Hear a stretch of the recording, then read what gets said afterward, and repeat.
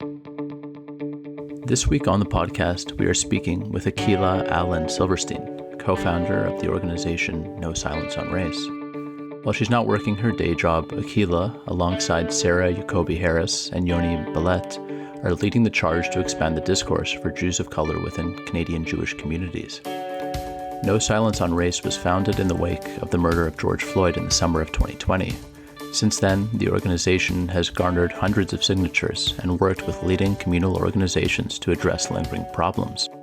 If you wish to learn more about the great work No Silence on Race is doing, check out the show notes below for links. Most importantly, enjoy the podcast.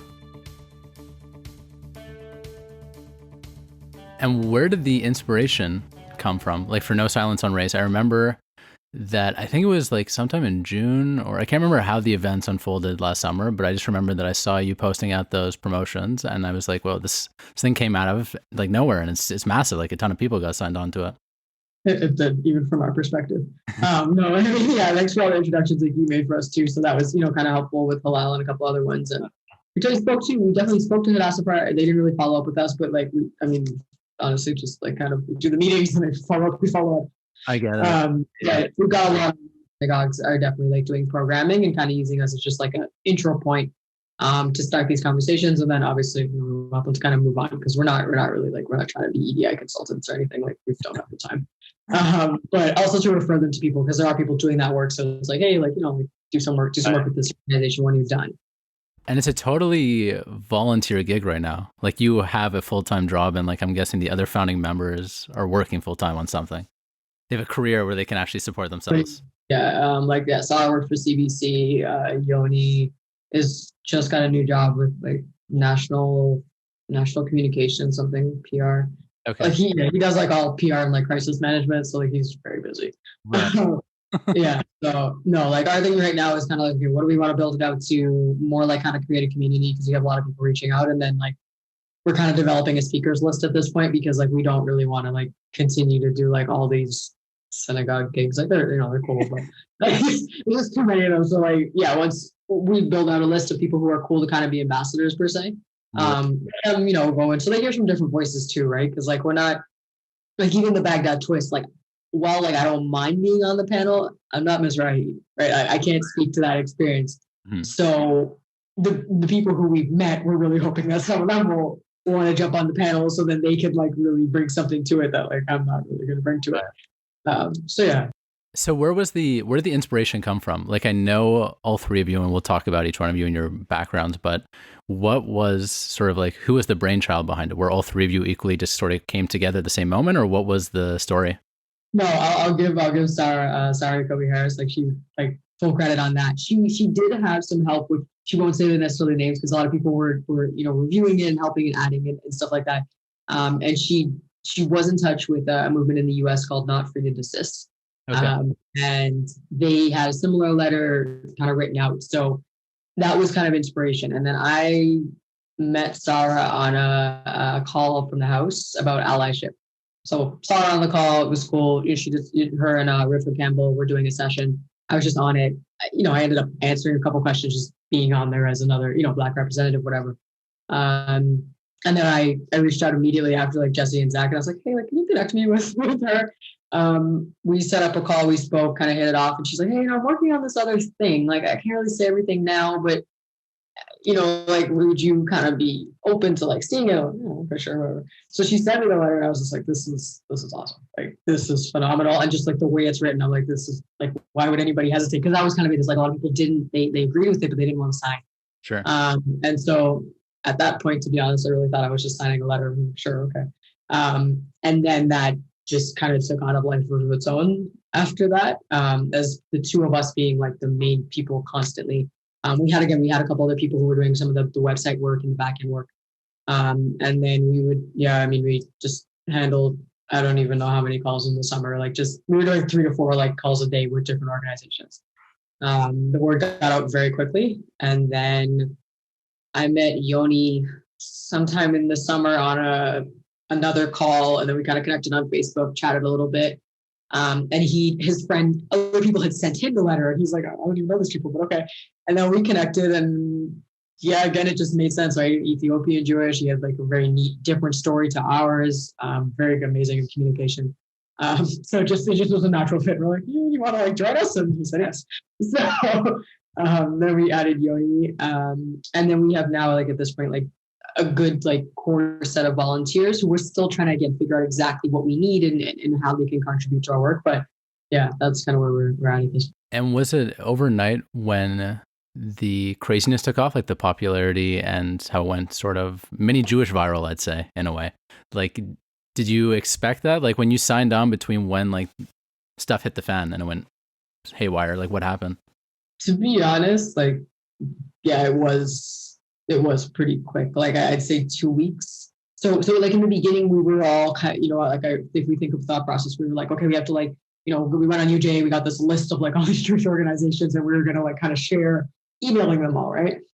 And, the first week we had said we're going to more send it to family, friends, and say like, somebody in birthright, just as an example. Then you send it to a couple people like that. And then the goal after that was, we would just sit there and like email all these other people or try to get a CEO's email, I guess. That we didn't really have to do that. So it was like, people like you, we sent it to, and then you're like, oh, hey, and I sent it to my 20 friends and then their 30 friends. And within large organizations, like, I don't know this for sure, but like, it seems that the only plausible way was that people read it and were like, oh, and they just sent it to their whole department. Because after that, it's just like people were reaching out and saying like, hey, like we want to set up a meeting. Who are you? Like they were just like that type of level of kind of curiosity. And yeah, so it just kind of took off. And then, that was, again, we were really going after organizations first. And then the synagogues obviously was part of the mandate, but that kind of came from some of them being maybe on the board or somebody on a board saying, hey, you guys should hear about this. And then we did a couple talks like to the whole reform, like Association of Rabbis and then like Toronto Association of Rabbis. And then once we did one of those calls, it's kind of like, oh, okay, then everybody reaches out personally. We've talked to the camps, we've talked to several Jewish day schools. So yeah. So yeah, it's an interesting conversation because you're coming at it from a unique perspective, because it's sort of like, as I see it, sort of a nested conversation. Like there's, in North America, you have the dialogue of racism, but then also nested within there, you have the Jewish community, which is its relationship with non-Ashkenazi Jews in a way. And Israel has a very interesting history. I don't know personally Canadian Jewish relation, like the history of that dialogue. So maybe I wonder what your experience has been so far and like even your personal story about your relationship with the Jewish community. I know you have a very fascinating story about how you got involved sort of in organized life and all that. Mm-hmm. Yeah, it's been like different things. So yes, like that is realistic, our organization. It started from kind of like the stemming of all, finally the discussion of racism was like kind of on the table and not kind of something we just brushed aside or didn't speak about. But then it was also like being kind of, both members of both communities and not wanting to kind of see external messages only, right? What we saw from Jewish organizations was very much like the Black community, as if like they don't intertwine at all. Or again, with Indigenous communities, like, we know members who are from both communities. And then again, kind of going, hold on, like, this isn't even just about intermarriage or, like biracial people. Like we have Ethiopian Jews, we have Mizrahi Jews, Sephardic, like, they don't identify as white or, if they aren't. So that was just kind of, where realistically it all like kind of stemmed from. And me personally, like my mom's from the Caribbean, so by descent. My dad's Ashkenazi Jew, so that's there from London, Ontario. So it's just like, for us, it's just more like the combination. And then for me, it was, I grew up in the Caribbean, so I didn't really have much of a like Jewish upbringing. And I was very connected to my family who was here and I visited often, but coming back and then kind of being like, okay, I want to get involved. How do I get involved? Birthright was my entry point to that. That's you. And then after that, I volunteered and then I led a birthright trip, right? So that's kind of spurred more involvement. And then it's like, how do you kind of stay connected after? Kind of graduated, instead of like leading more trips, I'm on the Birthright Israel Foundation Canada Youth Leadership Council, which is kind of going to be, we're very new, but we're supposed to be a fundraising arm for Birthright to keep the program going. But obviously realizing like, you got to kind of give back to that program, and we can't rely on the same donors who kind of funded it all their lives, right? So yeah, but it's also just being in the community in various different ways and kind of realizing like, I'm not really reflected at all, and why? And then the more you kind of do your own research, it's just kind of baffling, like how there's been, I don't want to say erasure, but realistically, yeah, erasure or just non-inclusion of any other stories that don't fit the European Ashkenazi narrative. And it's just kind of frustrating, kind of saddening. And then you realize like that because that's kind of the norm or how it's been, like you don't get much participation from anybody who doesn't fit into that narrative, or they come and then they feel pretty excluded, so they don't really tend to join. So I think this whole thing has started, people are always asking how many Jews of color are there? I don't know. I can't really give you an answer, but they keep popping up and connecting with us, but they're not involved in the mainstream community, right? And so it's kind of even hard to kind of get a count.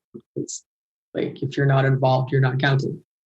Have you found that there's been a noticeable difference, let's say, from the beginning of your journey with the Jewish community, the Canadian Jewish community, to today? Do you feel that the voices that weren't heard as often, or the stories that were not being told as much, are being told a little bit more and being heard a little bit more? Like, do you see the needle has moved at all? It's going to take a lot longer than a couple months, but yes, the intention is there. The understanding or the acknowledgement of like, okay, we need to do better. What are we missing in our curriculums? What are we not really sharing, and what's not reflected, and how do we become more inclusive? I mean, obviously our 9 pillars really outline that, which is like great. And so it's kind of a framework for people to start that work. And I think people definitely are, and they, seem pretty genuine about it, but it's going to take quite a while. But yeah, I mean, the conversations are very different. I don't think if you were to look at a synagogue calendar right now, and you probably see 5-6 events that are all focused on, really having these discussions and learning about the experiences of Black Canadians, Indigenous folks, other people of color, like that was really not on the agenda before. So it's great to see. It's just more, is it just now? Is it just a trend for 2021? Or is it going to continue and really be integrated, right? It can't be just down to 1 week or one special event that you have that highlights this. It just needs to be part of the regular activities and regular curriculums. Mm-hmm. And have you found any success in partnering with other organizations? I know you had name dropped one before, but in the Canadian context, in the American context, and maybe just even beyond the Jewish community per se, have you found any good relationships that you've been able to cultivate in this time? Yeah, I mean, several organizations. Halal Ontario has been amazing. I really like the work. They were already doing some really interesting work. And so this was a really good building block for them, and kind of also sometimes when you're doing this type of work, you need something to validate why. And so I think we really brought that to them. So, I think they're doing really good work in terms of just changing the narrative. Shoresh, I mean, UJ and CJ did sign on, and, we're excited to kind of see where those partnerships will go once things are also kind of a little bit more back to normal. There's honestly several. I don't want to miss anybody else. Several synagogues have been, really amazing and really supportive in terms of, being like major connectors. Flourish is an environmental organization. I hope to do some good work with them in the future. Was there any moment in the last, 6 months or so, 7, 8 months, where you sort of had to pinch yourself, where you were just very surprised by the direction that your life had taken with all of this work? Was there anything which really caught you off guard, or was it just sort of like another day in the office every time you were sort of working on this stuff? I mean, I guess in the beginning, like I said, I wasn't really trying to start an organization or, I don't know, maybe I won't say maybe give this much time to this.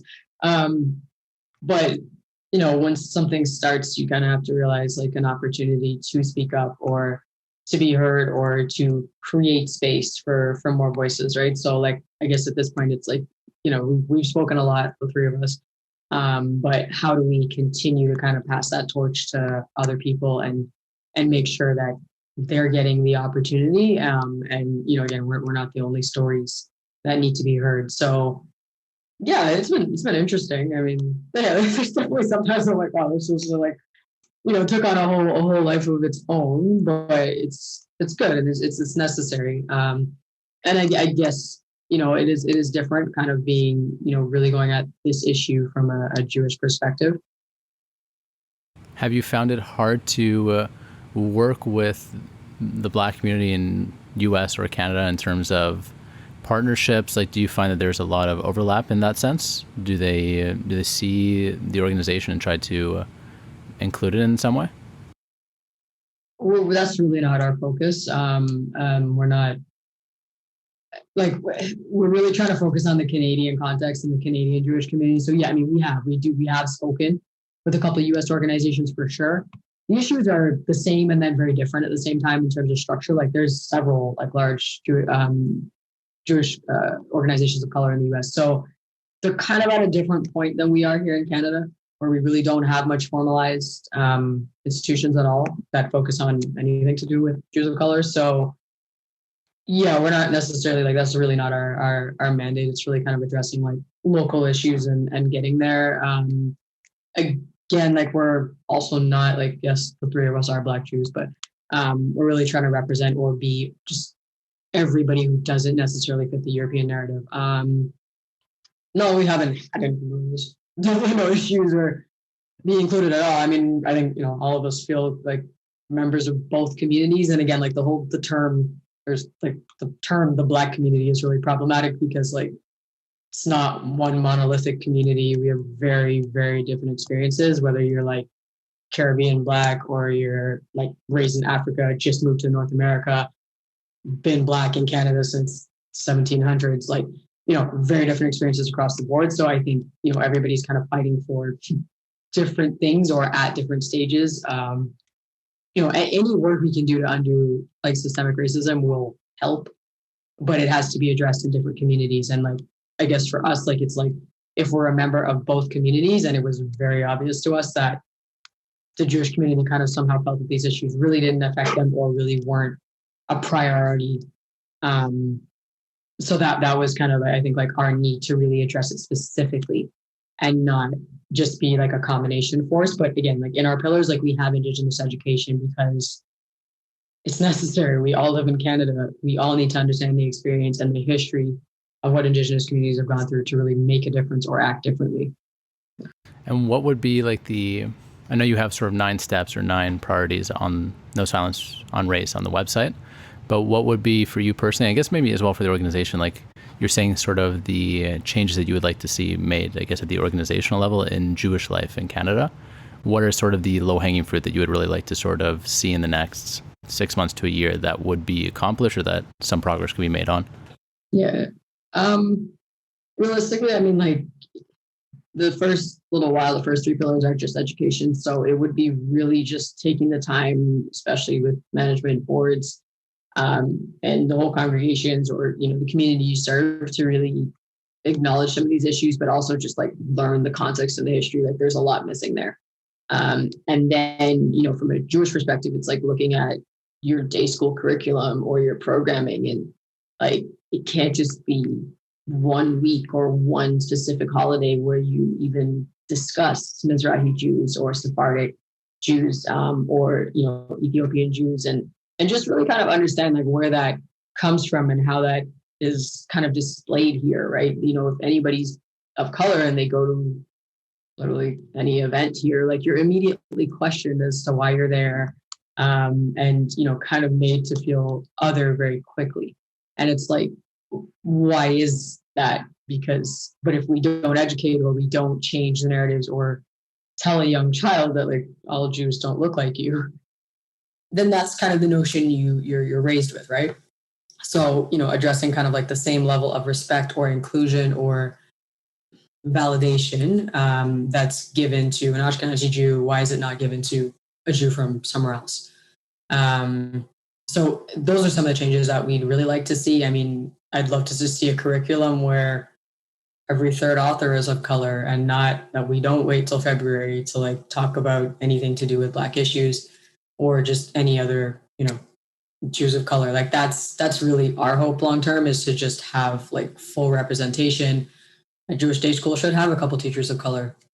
Like you're at least bring in speakers like on a regular basis, that, and not just, not just a speaker to address an issue about racism, right? Like there's going to be lots of people of color who are specialists or experts in, like, I don't know, physics, chemistry, whatever, but like normalize that, and not kind of erase that, or just like even look at the stereotypes that if you do have a literature, some literature that addresses or supposed to be something about, people of color, like look at what it represents. Like, is it really accurate, or is it something that just kind of holds the same stereotypes over and over? And what are you kind of really teaching at the end of the day?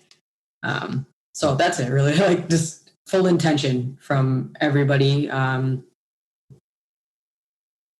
then last question. You spoke a little bit about it, but the long-term vision for No Silence on Race, it's such a new organization and really is sort of in its infancy right now. And it sounds like there is somewhat of a roadmap when you look to the United States in terms of more established and mature organizations that speak to a similar community.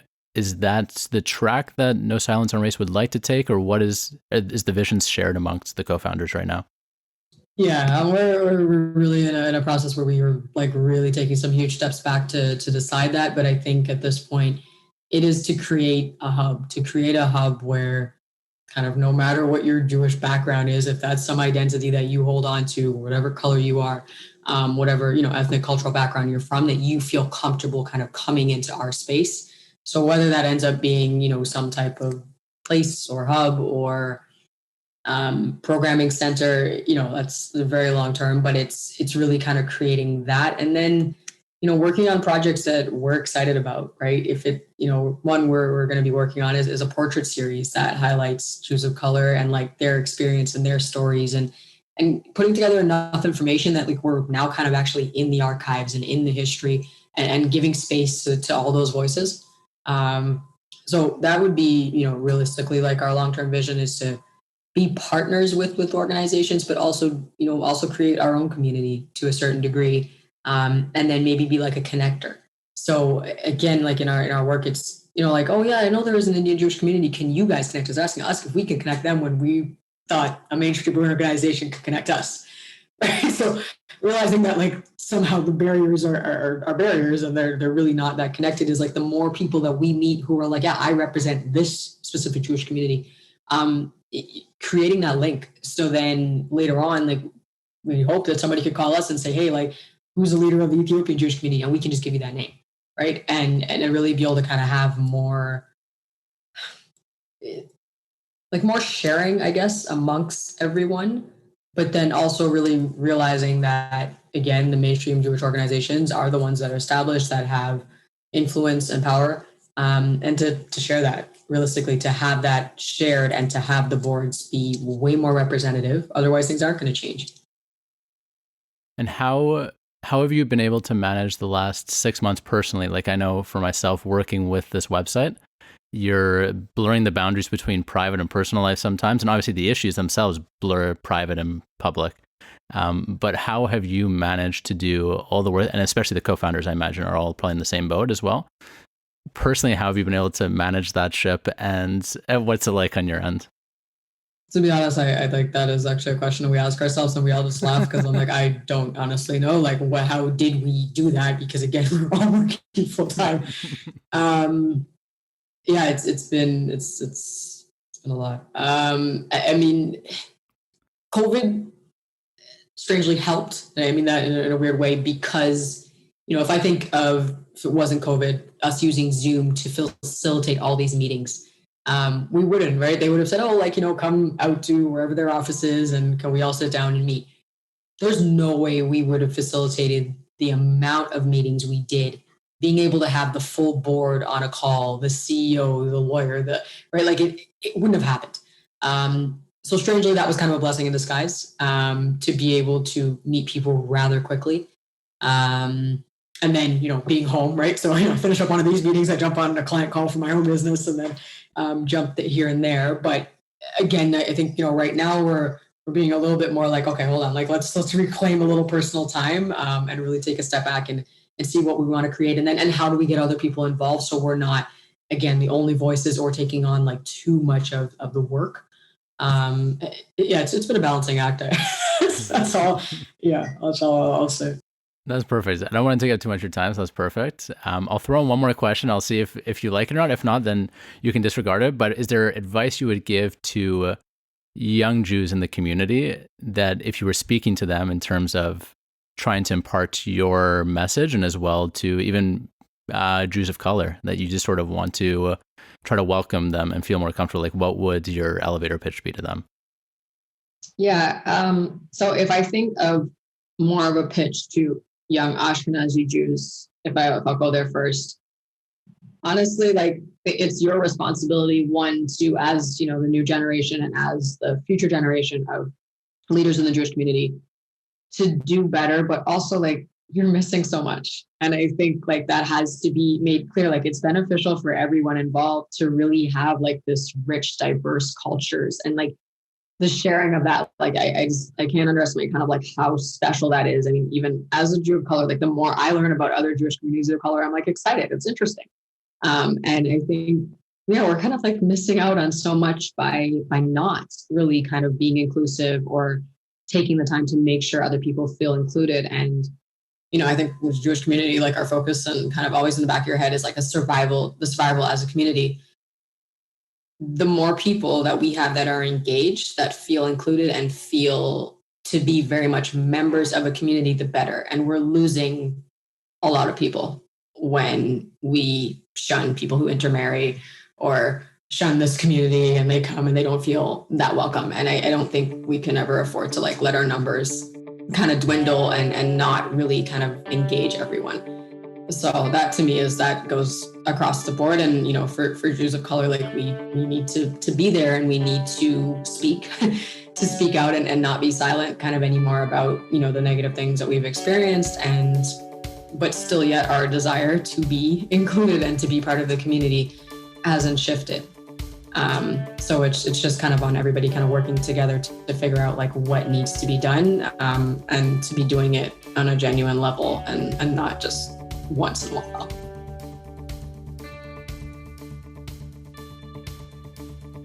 Thank you again for listening to our conversation with Akilah Allen-Silverstein. One note Akilah and I deeply agreed on was a need for Black history stories to transcend the month of February and be a constant feature of discussions more broadly. Hopefully we'll be able to speak with Akilah and the No Silence on Race team sometime in the near future. Moreover, if you're interested in the subject, check out our latest book review of Caste by the Pulitzer Prize-winning journalist Isabel Wilkerson. If you haven't already, please like, subscribe, and follow us on Apple Podcasts, Google Podcasts, Spotify, YouTube, or wherever you find yourselves listening. If you enjoy the content and message we're putting out, please consider donating to us either through PayPal for single-time donations or Patreon for monthly contributions. They can be found on our homepage under the Donate tab. As always, speak easy and speak free.